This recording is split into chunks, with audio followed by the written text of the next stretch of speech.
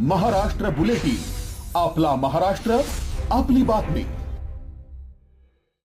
आर्थिक क्षेत्रात खळबळ उडवणाऱ्या आणि हजारो ठेवीदारांची झोप उडवणाऱ्या जगदंबा माता पतसंस्थेच्या घोटाळ्याप्रकरणी अखेर मोठी कारवाई झाली आहे. या संस्थेचे संस्थापक नामकरण आवारे यांना पोलिसांनी बेड्या ठोकल्या असून न्यायालयाने त्यांना 5 दिवसांची पोलीस कोठडी सुनावली आहे.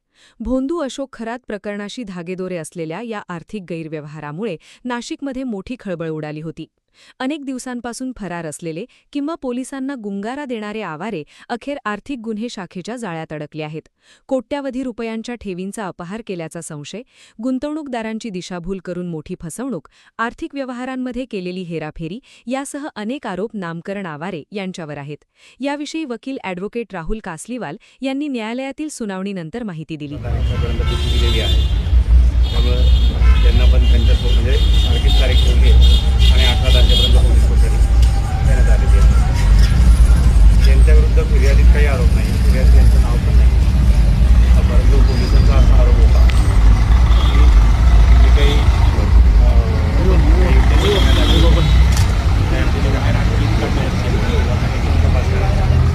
त्याबद्दल आमचा विश्वास झाला आहे.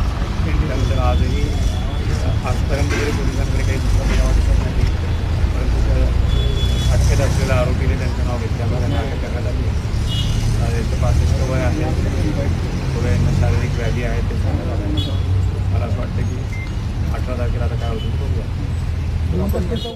आवारेला अटक झाली ही पहिली पायरी आहे, पण आमचे पैसे परत मिळेपर्यंत हा लढा सुरूच राहील. दोषींना कठोर शिक्षा झालीच पाहिजे अशी मागणी हजारो ठेवीदारांनी केली आहे. पुढील 5 दिवसांच्या कोठडीत पोलिसांच्या खाक्यासमोर आवारे नेमकी कोणती गुपिते उघड करतात याकडे सर्वांचे लक्ष लागले. या प्रकरणात केवळ आवारेच की अजून काही पांढरपेशी चेहरे या घोटाळ्याचे भागीदार आहेत हे आता तपासाअंती स्पष्ट होईल. महाराष्ट्र बुलेटिनसाठी सयाजी पवार, नाशिक.